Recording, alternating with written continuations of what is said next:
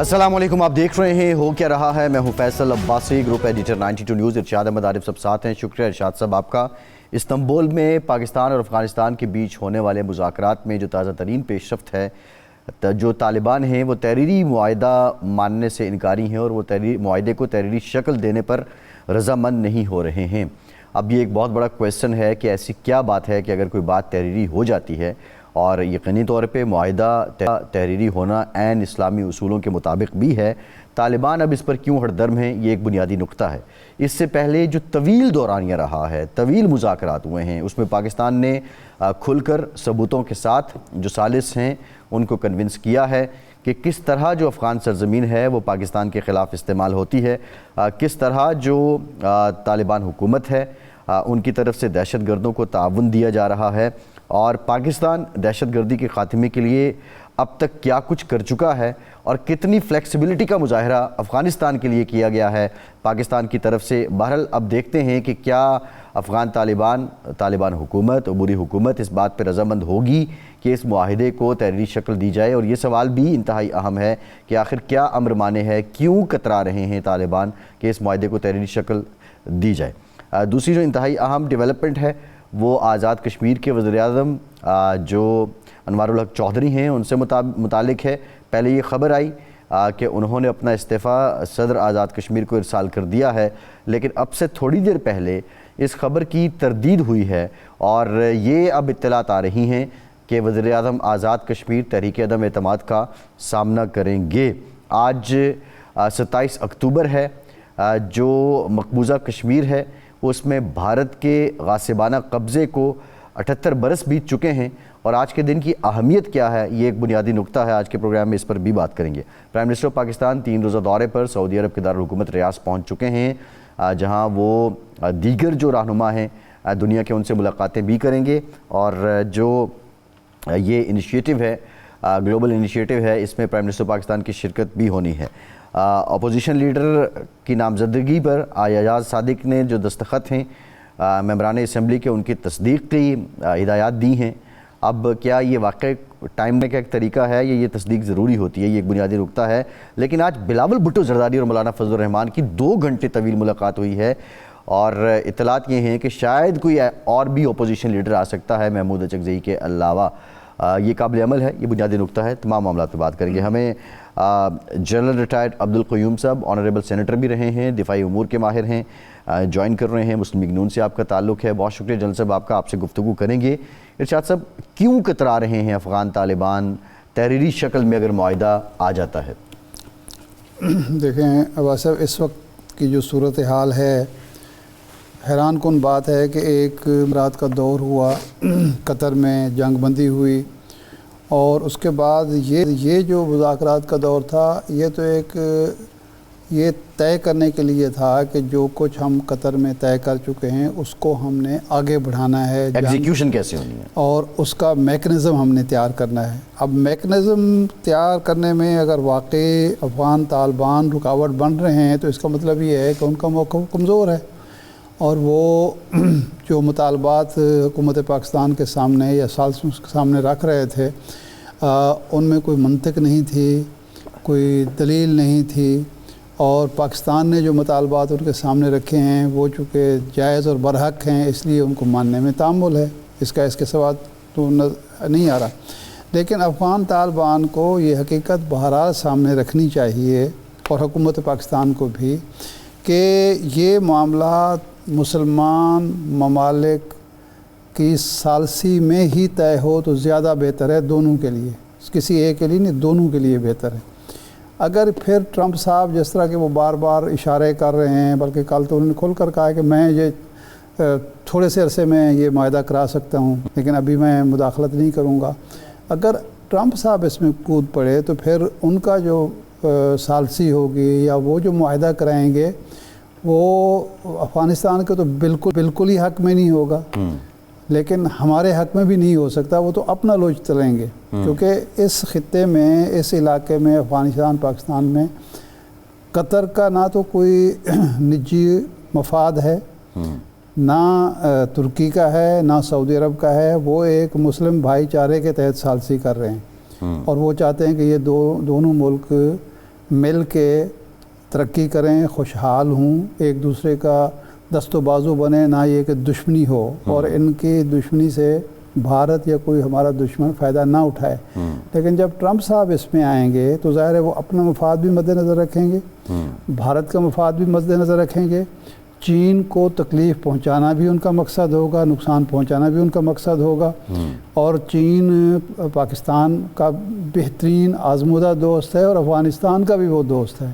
تو وہ کیوں چاہتے ہیں کہ جو کام دوستوں کے ذریعے ہو سکتا ہے، بہتر انداز میں ہو سکتا ہے، اس کی بجائے وہ کو دشمن انجام دے؟ چلو دشمن نہ صحیح، چین جیسا یا قطر جیسا یا سعودی عرب جیسا یا ترکی جیسا دوست تو نہیں ہے امریکہ۔ تو میرا خیال ہے افغان طالبان کو حقیقت پسندی کا مظاہرہ کرنا چاہیے اور گیو اینڈ ٹیک کے اصول کے تحت یہ معاہدہ میکنزم طے ہو جانا چاہیے۔ جی درست بات۔ جنرل صاحب یہی سوال آپ سے ہے کہ تحریری شکل میں معاہدہ ہو جاتا ہے تو اس میں کیا آر ہے اور کیوں یہ کترا رہے ہیں افغان طالبان تحریری معاہدے سے؟ دیکھیں معاہدہ کوئی بھی ہو، کسی کے ساتھ بھی کرنا ہو تو وہ تحریری ہوتا ہے نا، زبانی کلامی تو کچھ بھی نہیں ہوتا۔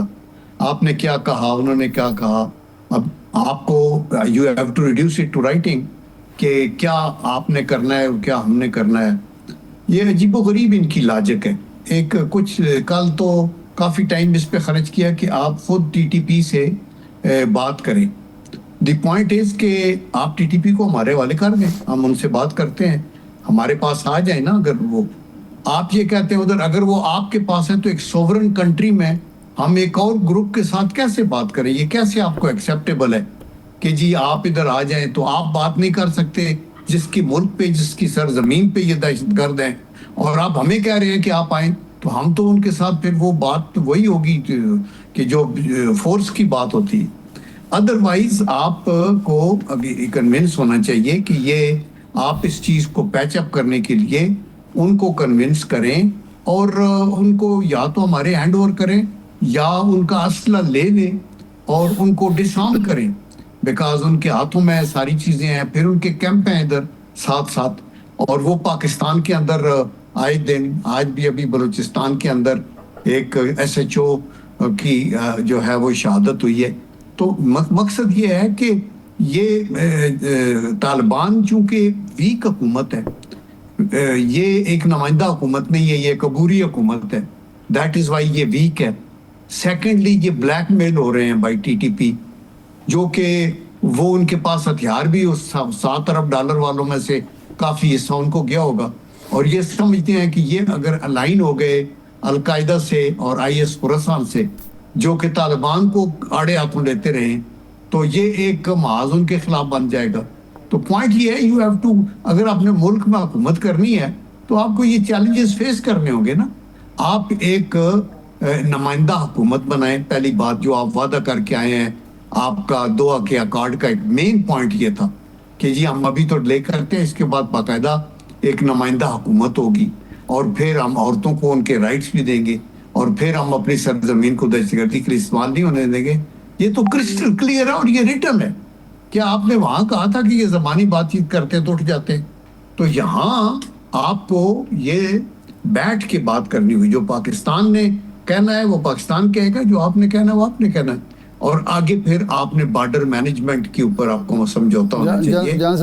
جان صاحب اگر یہ تحریری معاہدہ نہیں ہوتا، کوئی میکنزم طے نہیں ہوتا، تو 2 سوالات ہیں۔ ثالث ممالک قطر اور ترکی کا رد عمل کیا ہوگا؟ کیا وہ افغانستان کے خلاف پاکستان کے موقف کی حمایت کریں گے اور پابندیوں کی طرف اور باقی جو اقدامات ہیں ان کی طرف جائیں گے؟ نمبر 1۔ اور نمبر 2 یہ ہے کہ کیا پاکستان کے پاس کیا آپشن باقی رہ جائے گی کہ ہم ان کیمپوں کو خود نشانہ بنائیں؟ آف کورس، پہلی بات تو یہ ہے کہ اگر معاہدہ نہیں ہوتا تو it will not be because Pakistan کوئی ہٹ درمی کا اظہار کر رہے ہیں۔ پاکستان کی تو سادہ سی بات ہے کہ آپ کی سرزمین دہشت گردی کے لیے استعمال ہو رہی ہے، یہ دہشت گرد موجود ہیں، آپ نے خود کہا تھا ہم ان کو کنٹرول کرتے ہیں، آپ نے خود کہا تھا ہم ان کو ڈسپلیس کر دیتے ہیں، آپ ہمیں 10 ارب روپیہ دیں، لیکن جب آپ کو کہا تھا کہ ہم نے، آپ گارنٹی دیں، ہمیں نہیں اس سے غرض کے ڈسپلیس کدھر کرنا ہے، اگر کرنے بھی ہیں تو ہم 10 ارب بھی دیتے ہیں, بٹ دین میک شور کہ وہ آپ یہ گارنٹی دیں کہ وہ پاکستان میں آ کے دہشت گردی وہ آپ نہیں دینا چاہتے. تو اگر پاکستان رائٹ پہ ہے تو پھر قطر ہو یا ٹرکی ہو, ان کو تو پاکستان کی سچویشن کا پتہ ہے. وہ تو یہ بڑا ہی رائٹ فل ایک سٹینڈ ہے جس کے اوپر تو آئی ایم شور کہ وہ انہوں کے انہوں نے ریکگنائز بھی نہیں کیا ہوگا. دیکھیں یہ کتنی بدقسمتی ہے, اور یہ طالبان کو پتہ ہونا چاہیے کہ ابھی آپ کو اتنا ٹائم گزر گیا ہے, آپ ایک عبوری دور کو چلا رہے ہیں, ادھر آپ کے 12-14 اور گروپ ہیں.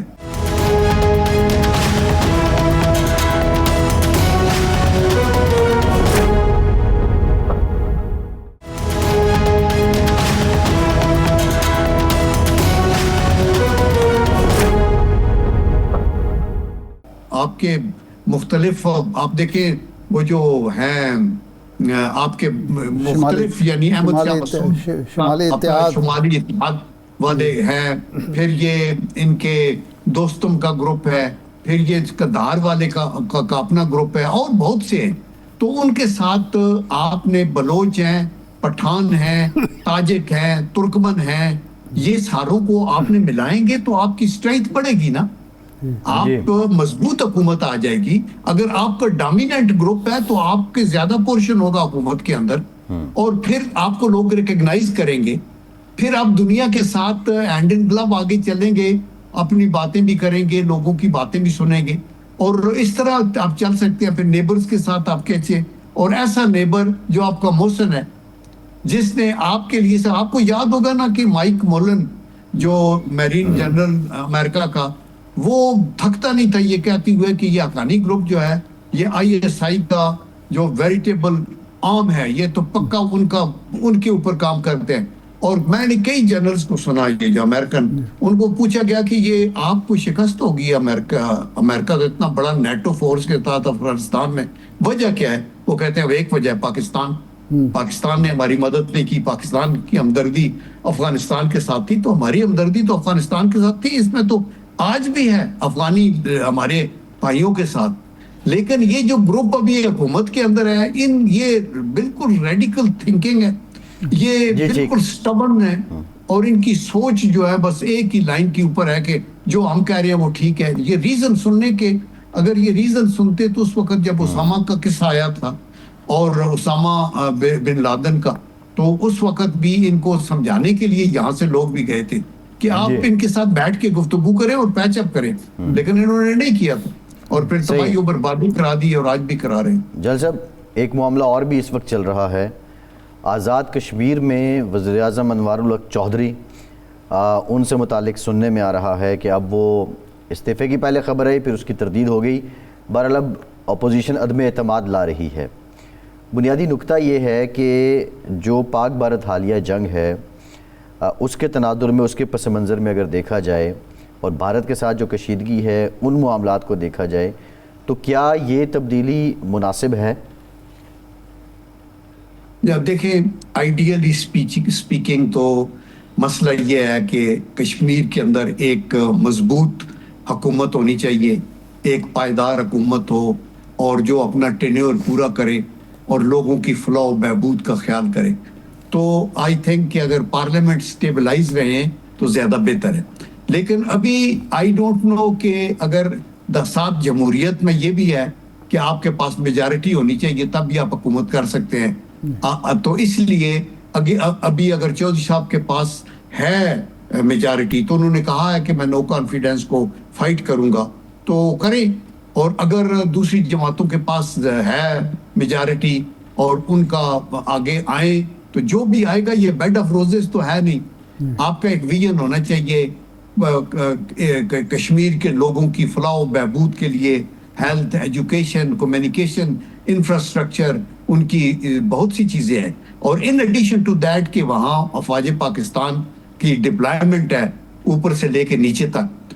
تو میں تو یہ سمجھتا ہوں کہ دیکھیں آج بھی تقریباً 40-50 ہزار تو جو ہمارے کشمیری بھائی ہیں وہ فوج کے اندر ہیں, اور تقریباً 1 سے 1.5 لاکھ ایکس سروس مین ہیں. چونکہ میں ایکس سروس مینوں کو بھی ڈیل کرتا ہوں, تو 27,000 تو صرف راولہ کوٹ میں, 17,000 باغ میں ہیں, اور اس طرح اور ہیں, اور ان کی فیملیاں ہیں. پھر بہت سے شہداء کی فیملیاں ہیں. یہ سارے حب الوطنی کے جذبے کے ساتھ اللہ تعالیٰ کا کرم ہے کہ انہوں نے اکٹھا کیا ہوا ہے.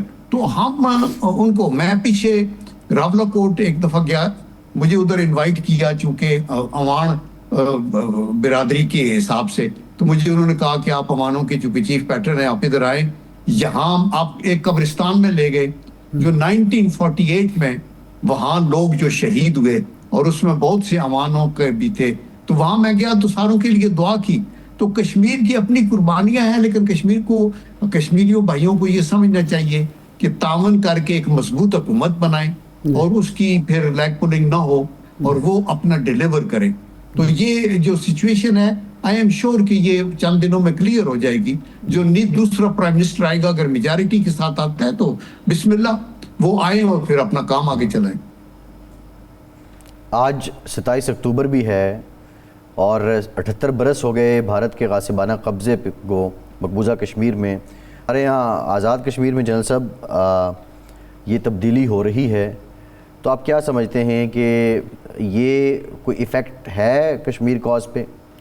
اور 4 سال میں 4 وزیر اعظم تبدیل ہو رہے ہیں. ادھر آپ اپنے آزاد کشمیر کی بات کر رہے ہیں. جی جی جی جی دیکھیں 27 اکتوبر کے حساب سے آج یوم سیاہ بنایا جا رہا ہے. پاکستان میں نہیں, پوری دنیا کے اندر بہت سے جلوس نکالے گئے ہیں آج اسلام آباد میں بھی اور آگے پیچھے. اور جو اس کے اوپر انڈیا کا جو ہمیشہ ان کو رائٹ آف سیلف ڈٹرمنیشن سے وہ انکاری رہے ہیں, اور بین الاقوامی جو ضمیر ہے وہ بھی خوابیدہ رہا ہے. یعنی اگر آپ کوسوو میں, ایسٹ تیمور میں, سوڈان, صدرن سوڈان میں یہ مسائل کو حل کر سکتے ہیں, تو ان کی جو ہیومن رائٹس کی وائلیشنز ہیں اور جو ان کو رائٹ ملنا چاہیے حق خود ارادیت کا, اس کے اوپر وہ کام ضرور ہونا چاہیے. اور اس کی جتنی مذمت کی جائے مودی کے انیکشنز کی وہ کم ہے. اس نے وہ 2019 میں 5 اگست کو جو ایکشن کیا جہاں ان کو پھر اپنی ایک یونین بنا لیا, اس کا جواب تو کشمیریوں نے دے دیا خود, اور ان کی بی جے پی کی میجارٹی وہاں سے ختم ہو گئی اور حکومت ابھی اپنے کشمیریوں کی ہے. تو ایسے حالات کے اندر آزاد کشمیر کے اندر ہمیں سٹیبلٹی چاہیے, ایک کاز کے لیے فائٹ چاہیے, اور آئی ایم شیور کہ یہ اگلے چند دنوں میں اس چیز کی کلیئرٹی ہو جائے گی, اور جو بھی حکومت آئے گی وہ پھر اوورآل کشمیر کے لارجر انٹرسٹ میں کام کرتی رہے گی, اور اس کی جو کشمیر آکوپائڈ کشمیر میں ہو رہا ہے اس کی ہم پرزور مذمت کرتے ہیں. دیکھیں ایک میں بات بتاؤں کہ ابھی یہ جو کشمیر ہے آکوپائڈ, جب دنیا کی تاریخ ہم دیکھتے ہیں تو ماؤ زے تونگ نے انڈیپینڈنس کی تاریخ چلائی اور وہ کامیاب ہوئے. جارج واشنگٹن نے امریکہ کو آزاد کرانے کے لیے سب کچھ کیا اور وہ اس میں کامیاب ہوئے. لیکن برہان وانی نے جب وہ اپنی آزادی کے لیے آگے بڑھے تو انہوں نے اپنی جان کا نذرانہ پیش کر دیا, اور اس کے بعد بھی یہ آگے چیز نہیں بڑھ سکتی. اس لیے آزادی کی موومنٹ ان کا حق ہے, اور ہم کشمیریوں کے ساتھ کھڑے ہیں, پوری پاکستانی قوم کھڑی ہے. ہم یہ چاہتے ہیں کہ جیسے ابھی پیلسٹین کے اوپر, ابھی دیکھیں ایک اور بات میں بتاؤں, پیلسٹائن کے اندر اتنا ظلم و ستم ہوا ہے لیکن ان کی جو کیجویلٹیز ہیں وہ 70,000 یا 80,000 ہیں. کشمیریوں کی جو قربانیاں ہیں وہ لاکھوں سے زیادہ ہیں, وہ لاکھ سے بھی زیادہ ہیں. تو اس لیے کشمیر کو کسی لحاظ سے بھی یہ بھی ایک نیوکلیئر فلیش پوائنٹ ہے 2 نیوکلیئر کنٹریز کے درمیان. تو دیر فور ان پوائنٹس کو ہمیں ہائی لائٹ کرنا چاہیے انگلش میڈیا پہ, یورپ میں, بین الاقوامی سطح کے اوپر, یونائٹڈ نیشن میں, اور کوشش یہ ہونی چاہیے کہ اس کو حل کیا جائے. اور کشمیر کے اندر ہمارے پاس جو کشمیر ہے اس کے اندر اسٹیبلٹی لانا بڑی ضروری ہے. بہت شکریہ جنرل ریٹائرڈ عبدالقیوم کے وقت کا. ایک وقفے کے بعد واپس آتے ہیں.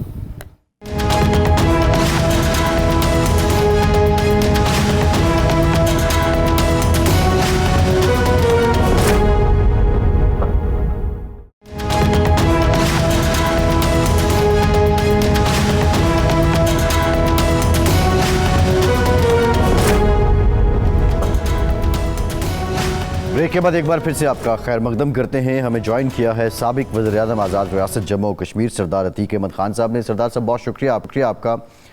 4 سالوں میں اب یہ چوتھے وزیر اعظم کی تبدیلی کی بازگشت ہے سردار صاحب، کیا ریزن ہے؟ انوار الحق صاحب پارلیمانی اور عوامی حمایت کیوں کھو بیٹھے؟ بہت شکریہ۔ ایک تو میری گزارش یہ ہے کہ اس پارلیمانی نظام میں کچھ ان بلڈ خرابیاں ہیں جن کا انڈر ڈیولپنگ کنٹریز میں تو صرف کو علاج نہیں ہے، اور ترقی یافتہ ملکوں میں بھی کوئی زیادہ اس کا علاج دریافت نہیں ہو سکا۔ آپ نے پچھلے چند سالوں میں برطانیہ میں دیکھا کہ 4-6 سالوں میں 4-5 حکومتیں تبدیل ہوئی۔ آزاد کشمیر میں 2-2.5 سال پہلے 30 ماہ پہلے بنی تھی، اور ایسے وقت بنی تھی جب یہ اکثریت جو ہے وہ پی ٹی آئی سے الیکٹ ہوئے تھے، اور بعد میں انہوں نے پھر فارورڈ بلاک بنا لیا اور بہت بھاری اکثریت سے اسمبلی میں اس حکومت کو ووٹ دیا۔ 48 کے قریب 53 کا ہاؤس ہے اور 48 کے قریب ووٹ دیے تھے۔ اللہ کا شکر ہے کہ میں ووٹ ہے، لیکن میں گزارش کر رہا ہوں کہ بڑے بھاری ووٹ نے لیے تھے۔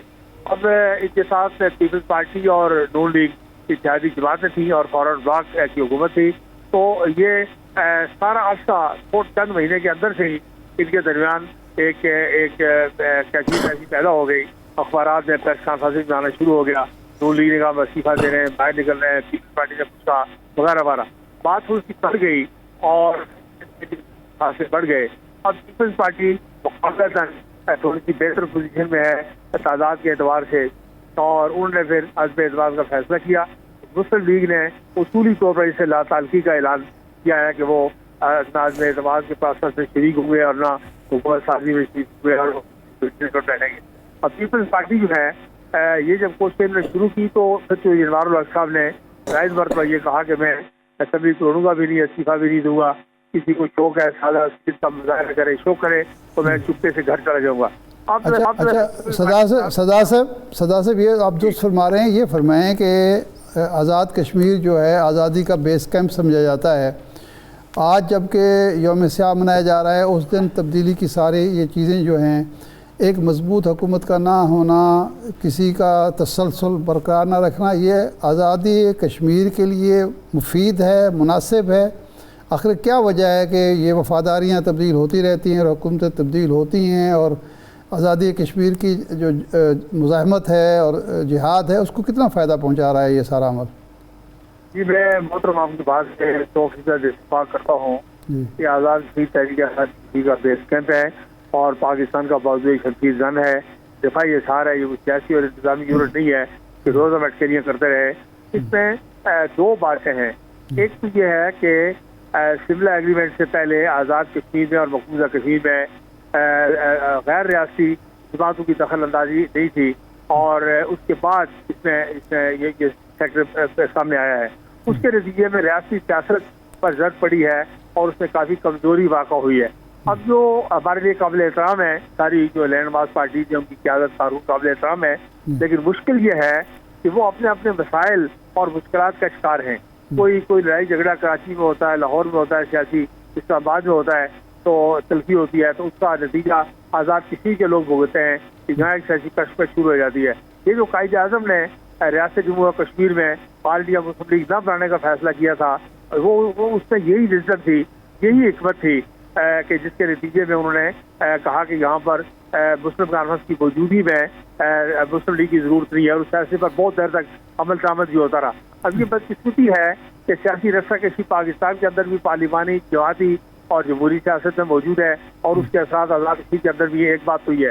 دوسری بات یہ ہے کہ یہ حکومت جب بنی ہے تو غیر جماعتی حکومت تھی، غیر سیاسی حکومت تھی، اور کوئی کسی قابل ذکر نظری عقیدے کا ذکر بھی نہیں تھا۔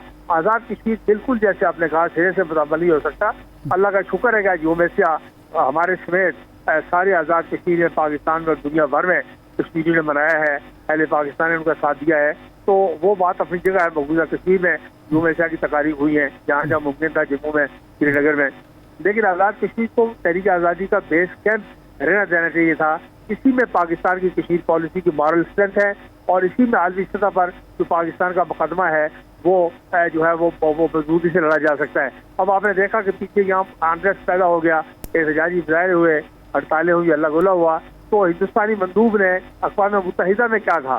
انہوں نے کہا کہ یہ لوگ ہمارے، اور ہندوستانی میڈیا نے کہا اور وزیر دفاع نے کہا، راجناتھ سنگھ نے کہا، انہوں نے کہا کہ لوگ باہر نکل آئے ہیں، پاکستان سے الگ ہونا چاہتے ہیں، ہمارے ساتھ ملنا چاہتے ہیں، جنگ کی ضرورت نہیں ہے. اقوام متحدہ میں انہوں نے کہا کہ ہمارے لوگوں پر سردار صاحب انڈیا تو ظاہر ہے یہی کہے گا, یہی آ رہا ہے, جھوٹ بولتا ہے وہ, اس کا میڈیا بھی اور وہ خود کے اس کے نمائندگان بھی. لیکن یہ ہم لوگ یعنی آپ کے سیاستدان جو آزاد کشمیر کے ہیں انہیں یہ احساس کب ہوگا کہ انہیں اپنے معاملات خود طے کرنے چاہیے؟ اور دوسرا یہ ہے کہ یہ جو عوامی ایکشن کمیٹی کے ساتھ مذاکرات ہوئے جس میں انوار الحق صاحب بھی پہلے ناکام ہوئے, پھر وفاقی حکومت کے نمائندے کامیاب نہیں ہو پائے اور پھر آخر میں پیپلز پارٹی کو شامل کیا گیا, تو یہ پیپلز پارٹی کے ان مذاکرات میں شمولیت کی وجہ سے آج پیپلز پارٹی وہاں حکومت بنانے کی پوزیشن میں ہے؟ یہ دو اس کے جیسے آپ نے کہا, ایک میری گزارش یہ ہے کہ یہ جو مذاکراتی عمل ہے یہ بعد میں شروع ہوا ہے. پیپلز پارٹی کی اور نواز لیگ کی اور چودھری انوار الحق صاحب کی حکومت کی جو کشمکش ہے یہ اس کو بھی تقریباً اتنا ہی عرصہ ہو گیا ہے کیونکہ ایکشن کمیٹی 2 سال سے متحرک ہے اور اس حکومت کو بھی 30 مہینے ہو گئے ہیں, تو اس لیے یہ صورت اپنی جگہ موجود ہے. لیکن مذاکراتی عمل جو حکومت پاکستان کے نمائندے سے ہوا وہ میں سمجھتا ہوں کہ اس اعتبار سے اچھا تھا کہ یہاں بعض لوگ بہت زیادہ قابل اعتراض باتیں کر رہے تھے, اور جب وہ چاہتے تھے کہ صرف ریاستی حکومت سے بات کریں گے اور وہ باتیں ساری دہرانے کی نہیں ہے, لیکن اچھا ہوا کہ وہ حکومت پاکستان کے نمائندوں سے بیٹھے اور جسے دوسرا ملک کہتے تھے اور پڑوسی ملک کہتے تھے اس کے نمائندوں سے بیٹھے, مذاکرات کیے اور کہا کہ گارنٹر وہاں سے آئے ہیں, ہم دامن مل گئے ہیں, ہم مطمئن ہیں. یہ میں سمجھتا ہوں کہ اس میں تو جو جموں کشمیر کے عوام کا بنیادی نقطہ نظر ہے پاکستان کے حوالے سے, پاکستان کے حوالے سے اس کو تقویت پہنچی ہے کہ لوگوں کو بلاخر بات کرنی پڑی, اس لیے اس کا صرف اس کا دخل نہیں ہے, یہ ڈیلیورنس کی بھی بات ہے, پرفارمنس کی بات ہے. اور جیسے نے گزارش کی کہ غیر جماعتی حکومت کا یہاں تصور جو ہے وہ زیادہ دیر تک یہ پہلی بار یہ تجربہ کیا گیا ہے کہ غیر, اور پھر اس کا اپوزیشن جس جماعت کی حکومت ہے, وزیر اعظم صاحب ہیں, اسی جماعت کے اپوزیشن لیڈر ہیں اور ایک ہی جماعت سے دونوں کا تعلق ہے. اب یہ ایسا جو خلا تھا اس کو کسی. اچھا سردار صاحب ایک تو یہ بتائیے, یہ جو اب تبدیلی کی بازگشت ہے اس میں مسلم کانفرنس کا وزن کس کے پلڑے میں ہوگا؟ اور دوسرا یہ جو عوامی ایکشن کمیٹی پہلے بھی احتجاج کیا, مطالبات منوائے, پھر دوبارہ نکلے مطالبات منوائے, کیا آزاد ریاست جموں و کشمیر میں سیاسی خلا ہے, یہ سیاسی لیڈرشپ جو دستیاب ہے اس کی ناکامی نہیں ہے, یا کوئی واقعتاً حقیقی سیاسی لیڈر اب موجود ہی نہیں ہے؟ دیکھیے ایک تو مسلم کانفرنس کے بارے میں آپ نے پوچھا, ہم اگلے 2-3 دنوں میں اس کا فیصلہ کریں گے. جہاں تک میں اب ساتھی کے مشورے سے ایک کورس کمیٹی میں بات کریں گے, لیکن میرا اپنا جو نظر ہے وہ یہ ہے کہ ہمیں اس کھیل کا حصہ بالکل نہیں بننا چاہیے, ہمیں احساس کرنی چاہیے. یہ حکومت بنتے وقت بھی ہم اس کے ساتھ ہی تھے, ووٹ نہیں کیا تھا, اور اس کے اتارے چڑھانے میں بھی ہم اس سیریز اور نہ بنے زیادہ اچھا ہے, لیکن اپنی سرکار اگلے 1-2 دن میں کر لے گی. دوسری بات یہ ہے کہ خراب بالکل پیدا ہوا, سرکار پارلیمانی پیدا ہوا, اپوزیشن پارلیمانی کا بل ختم ہو گئی. بہت شکریہ سردار عتیق احمد, سابق وزیر اعظم آزاد جموں و کشمیر ہمارے ساتھ موجود تھے.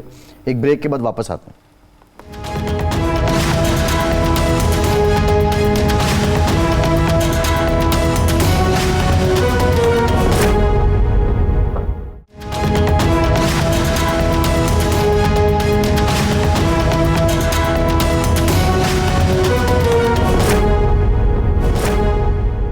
بریک کے بعد ایک بار پھر سے آپ کا خیر مقدم کرتے ہیں. ارشاد صاحب, اسپیکر قومی اسمبلی ایاز صادق صاحب نے یہ ہدایات دی ہیں کہ وہ 74 اراکین اسمبلی جنہوں نے نامزد کیا ہے محمود اچکزئی کو بطور اپوزیشن لیڈر, ان کے دستخطوں کی تصدیق کی جائے. یعنی اب بظاہر لگتا ہے کہ وہ ایک ایک کر کے تشریف لائیں گے اور اپنے دستخطوں کی تائید اور تصدیق کریں گے. دوسری جانب مولانا فضل الرحمان صاحب اور بلاول بھٹو زرداری صاحب کے بیچ 2 گھنٹے کی ملاقات ہوئی ہے, اور کچھ اطلاعات یہ ہیں کہ لازمی نہیں کہ محمود اچکزئی صاحب ہی اپوزیشن لیڈر بنیں. کیا بلاول بھٹو اگر ان حالات میں اپوزیشن لیڈر بنتے ہیں تو مسلم لیگ نون کے پاس اتنے لوگ موجود ہیں کہ وہ پیپلز پارٹی کے بغیر بھی وفاق میں اپنی سادہ اکثریت قائم رکھ سکیں؟ پہلی بات تو یہ ہے کہ جو سردار ایاز صادق صاحب نے دستخطوں کی جانچ پڑتال کا یا تصدیق کا, یہ تو عذر لنگ ہے. کیا کسی ایک ممبر نے کہا ہے کہ میں نے دستخط نہیں کیے, ان کو شک ہے؟ بھائی 74 لوگ کر رہے ہیں اور 74 لوگ جو ہیں وہ ممبران اسمبلی ہیں، اسمبلی ہیں، کوئی عام لوگ نہیں ہیں. ایک بھی آدمی ایسا ہو تو وہ جا کے کہہ سکتا ہے کہ نہیں جی میرے تو دستخط یہ نہیں ہے، لیکن بہرحال وہ تاخیری حربے ہوتے ہیں ہمارے یہاں. دوسرا یہ ہے کہ حکومت میں شامل کوئی شخص جو ہے وہ اپوزیشن لیڈر کیسے بن سکتا ہے. یہ ایک دور میں ویسے ہو چکا ہے کہ مولانا فضل الرحمان صاحب کی جماعت جو تھی کے پی میں حکومت تھی، کے پی کے میں اس کی حکومت تھی، اور پارٹی کے جو ان کے ووٹ تھے وہ بہت یعنی آدھے تھے اس کے مقابلے میں پیپلز پارٹی کی. ہاں. لیکن اس کے باوجود وہ جنرل پرویز مشرف صاحب اور اس وقت کی حکومت کی مرضی سے وہ اپوزیشن لیڈر بن گئے تھے. وہ ایک ٹکٹ میں 2 مزے لیا کرتے تھے.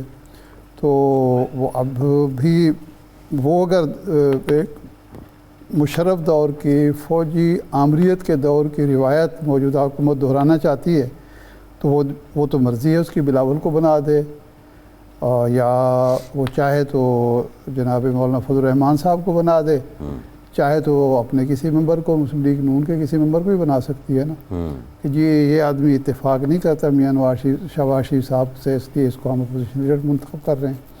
اصولاً دیکھیں جی یہ تماشا صرف پاکستان میں ہوتا ہے کہ پوری دنیا میں جہاں پارلیمانی نظام ہے وہاں نہ یہ ثوابدیدی اختیار سپیکر کے پاس ہوتا ہے، نہ الیکشن کمیشن کے پاس ہوتا ہے، نہ کسی اور کے پاس ہوتا ہے کہ جس کی اکثریت ہے اس کا وزیر اعظم بن جاتا ہے، جو دوسرے نمبر پہ پارٹی ہوتی ہے وہ اپوزیشن لیڈر بن جاتا ہے. یہ طے شدہ ہوتا ہے. الیکشن کے نتائج آنے کے بعد یہ طے ہو چکا ہوتا ہے کہ جی فلاں بندہ وزیر اعظم ہوگا اور فلاں آدمی جو ہے اپوزیشن لیڈر ہوگا. یہاں تو باقاعدہ وہ کاغذات جمع ہو رہے ہیں، اسکروٹنی ہو رہی ہے، یہ سارے خوب بدرہ بہانہ بسیار ہے. اسی وجہ سے ہمارے ہاں سیاسی نظام جو ہے وہ مستحکم ہو ہی نہیں رہا اور ہو ہی نہیں سکتا. اس ملک میں جمہوریت، پارلیمانی نظام، سیاسی نظام اس طرح کے جو آپ نے رخنہ اندازی کی ہوئی ہے نظام کے اندر وہ اس کو مضبوط نہیں ہونے دیتا. چور دروازے آپ نے رکھے ہوئے اس لیے ہیں کہ کہیں سیاسی نظام مستحکم نہ ہو جائے، مستحکم حکومت وجود میں نہ آئے اور پارلیمنٹ واقعتاً صحیح معنوں میں بیساکھیوں کے بغیر مضبوط نہ ہو جائے. ارشاد صاحب یہ آزاد کشمیر میں جو معاملہ ہے، شام میں خبر آئی، بلکہ تیسرے پہر میں خبر آئی دن کے کہ وزیر اعظم نے اپنا استعفیٰ صدر آزاد کشمیر کو بھجوا دیا ہے، پھر ان کے ترجمان نے اس بات کی تردید کر دی. تو یہ کوئی سسپینس، اگر نو کانفیڈنس ہوتی ہے، قرارداد آتی ہے تو یہ سسپینس قائم رہے گا ٹل دی لاسٹ مومنٹ، یا پیپلز پارٹی آپ سمجھتے ہیں کہ 27 بندے شو کر کے انہوں نے اپنا کانفیڈنس ظاہر کر دیا؟ دیکھیں بندے تو شو ہو گئے ہیں، لیکن اگر مسلم لیگ اگر تو یہ نورہ کشتی نہیں ہے. آزاد کشمیر میں جو کچھ ہو رہا ہے وہ جینون ہو رہا ہے. انوار الحق سے لوگ تنگ ہیں، مسلم لیگ نون بھی ان کا ساتھ نہیں دینا چاہتی، اور فارورڈ بلاک جو تھا وہ بھی پیپلز پارٹی میں چلا گیا ہے. تو پھر تو کوئی سسپینس نہیں ہے، آرام سے حکومت تبدیل ہو جائے گی. بیرسٹر گروپ بھی گیا، بیرسٹر گروپ بھی، میں وہی کہہ رہا ہوں نا کہ لیکن اگر کوئی نورہ کشتی ہو رہی ہے تو تب بھی امپورٹنٹ چیز یہ ہوگی کہ سلطان محمود چودھری اور شاہ غلام قادر کیا فیصلہ کرتے ہیں. اگر تو وہ فیصلہ کرتے ہیں پیپلز پارٹی کا ساتھ دینے کا یا آزاد رہنے کا تو پھر تو ظاہر بات ہے پیپلز پارٹی کی. نہیں، وہ بیرسٹر صاحب کے گروپ سے تو متعلق تو یہ کہ ان کے 6 لوگ پیپلز پارٹی کی حمایت میں آ چکے ہیں. وہی عرض کر رہا ہوں نا، اگر وہ پیپلز پارٹی کا ساتھ دیتے ہیں، مسلم لیگ نون ساتھ دیتی ہے یا نہیں دیتی، اپوزیشن میں بیٹھتی ہے، تو پھر تو انوار الحق چودھری کا کوئی امکان نہیں ہے. انوار الحق چودھری کی حکومت اس صورت میں بچ سکتی ہے کہ یہ جو لوگ الگ ہو گئے ہیں یہ واپس آ جائیں، کچھ شرائط منوا کر، گلے شکوے اپنے دور کرا کے انوار الحق چودھری ان کو راضی کر لیں، تو پھر ہی عدم اعتماد کی تحریک ناکام ہو سکتی ہے نا. کیونکہ اب تک تو وہ ناکام رہے ہیں اس میں. پہلے ایک وزیر نے استعفیٰ دیا، پھر دوسرے نے دیا، پھر مشیر نے استعفیٰ دے دیا، پھر وزیر نے استعفیٰ دے دیا، پھر مسلم لیگ نون نے علیحدگی کا اعلان کر دیا حکومت سے، پھر کہا کہ جی ہم اپوزیشن میں بیٹھیں گے۔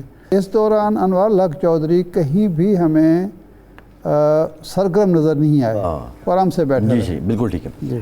ہمیں مسلم لیگ نون کے سینئر رہنما اور وزیر اعظم کے کوارڈینیٹر برائے کے پی کے افیئر اختیار ولی خان صاحب نے جوائن کیا۔ اختیار صاحب بہت شکریہ آپ کا۔ یہ بتائیے گا کہ آج بلاول بھٹو صاحب اور مولانا فضل الرحمان صاحب کی 2 گھنٹے طویل ملاقات ہوئی ہے، ابھی تک نوٹیفائی نہیں کیا گیا محمود اچکزئی صاحب کو ایز اپوزیشن لیڈر۔ اگر پیپلز پارٹی اپوزیشن میں چلی جاتی ہے تو کیا اس وقت کی سٹینڈنگز کیا ہیں؟ کیا پی ایم ایل این کے پاس سادہ اکثریت ہے؟ بسم اللہ الرحمن الرحیم، بہت شکریہ۔ دیکھیں، ملاقاتیں لیڈروں کی ہوتی رہتی ہیں، اٹس اے روٹین میٹر، اور دوسری بات یہ ہے کہ جہاں تک ان کی نوٹیفیکیشن کی بات ہے تو وہ ساری چیزیں ایک پروسیس سے ہوتی ہیں، گزرتی ہیں، وہ پروسیس پورا ہو جائے گا تو نوٹیفیکیشن میں اگر کوئی رکاوٹ نہیں ہوگی، کوئی قانونی کمی پیشی نہیں ہوگی تو نوٹیفیکیشن ان کا ہو جائے گا۔ جہاں تک آپ نے پیپلز پارٹی کی اپوزیشن میں جانے کی بات کی ہے تو یہ ابھی قبل از وقت کوئی بات یا اس پہ تبصرہ کرنا میرے خیال میں پھر ایسا ہی ہوگا کہ this will be before time we are discussing it, when it will happen then we will discuss it۔ صحیح۔ اچھا یہ فرمائیں کہ وہاں آزاد کشمیر میں تبدیلی رونما ہو رہی ہے، آپ کی پارٹی نے یہ پہلے ہی فیصلہ کر لیا کہ ہم جو حکومت سازی میں حصہ نہیں لیں گے، ہم اپوزیشن نشستوں پر بیٹھیں گے۔ جب ایک پارٹی کا حق ہے کہ وہ حکومت سازی کرے، وہ مرکز میں اقتدار میں ہے، اس کے پاس اختیارات ہیں، وسائل ہیں، سارا کچھ ہیں، اور وہاں آزاد کشمیر میں حالات بھی اتنے اچھے نہیں ہیں، ابھی آپ کو مذاکرات کرنے پڑے، ان کے سامنے جھکنا پڑا، ان کے مطالبات تسلیم کرنے پڑے، تو یہ آپ کی پارٹی جو ہے وہ لا تعلق کیوں ہے اس سارے پروسیس سے؟ اس کی وجہ کیا ہے؟ نہیں جی، لا تعلق تو آپ نہیں کہہ سکتے ہیں۔ اپوزیشن پر بیٹھنا جو ہے یہ بھی ایک رول ہے اور آئینی دستوری رول ہے، لوگوں کو شاید اس کا پتہ نہیں ہوتا۔ صرف حکومت سازی نہیں ہوتی، اپوزیشن سازی بھی ایک حکمت عملی ہے سیاست کا اور جمہوریت کا۔ اور اس وقت ہم سمجھتے ہیں کہ میرے خیال میں اگلا جو الیکشن ہے آزاد کشمیر کا وہ بھی زیادہ دور نہیں ہے۔ سو مسلم لیگ نون آزاد کشمیر کی سب سے بڑی جماعت بھی ہے، سب سے مقبول جماعت بھی ہے۔ ہم نے وہاں پر نہ صرف حکومت سازیاں کی ہے حکومت ماضی میں، بلکہ ہم نے وہاں پر پرفارم بھی کیا ہے۔ تو انشاءاللہ وہاں پہ جنرل الیکشن ہوں گے تو اس کے نتائج کے بعد انشاءاللہ نہیں اختیار صاحب، سوال یہ ہے کہ یہ جو پچھلی 4 سال ہیں، اگر اب وزیر اعظم کی تبدیلی ہوتی ہے تو یہ چوتھے وزیر اعظم ہوں گے، 8 یا 9 ماہ رہ گئے ہیں آئندہ انتخابات میں، تو پیپلز پارٹی اتنی نادان ہے کہ وہ یہ توق گلے میں ڈال رہی ہے اور وہ سارا ان 3 وزیر اعظم کا قضیہ سمیٹے گی اور پھر انتخابات میں جائے گی؟ کوئی انڈرسٹینڈنگ ہے یا ریزن کیا ہے؟ آپ کی بطور پولیٹیکل ورکر بتائیں کہ پیپلز پارٹی کن بنیادوں پہ یہ کانفیڈنس سے فیصلہ کر رہی ہے؟ دیکھیں، یہ تو اب آپ کو پیپلز پارٹی بتا رہی ہے، بطور پولیٹیکل ورکر آپ کی کیا رائے ہے؟ دیکھیں یہ وہ بہتر سمجھتے ہیں کہ ان کی حکمت عملی کیا ہے۔ میں آپ کو اپنی حکمت عملی بتا سکتا ہوں، اور دوسری بات آپ کو یہ بتاؤں کہ پیپلز پارٹی بھی وہاں پر بڑی جماعت ہے، لیکن یہ ہم جو آپ نے کہا نا گزشتہ 3-4 سالوں سے وہاں پہ اتنے وزیر اعظموں کا تبدیل ہونا، انفیکٹ پہلے جب بھی آزاد کشمیر میں کبھی کوئی الیکشن ہوتا تھا بڑا سموتھلی اس کی ٹرانزیشن ہوتی تھی، وہ اپنا وقت پورا کرتے تھے، وہاں کے وزیر اعظم، وہاں کے وزیر، کیبنٹ اور ممبران سب بڑا سموتھلی اپنے ایکسرسائز کرتے تھے پاورز اور لوگوں کی خدمت کرتے تھے۔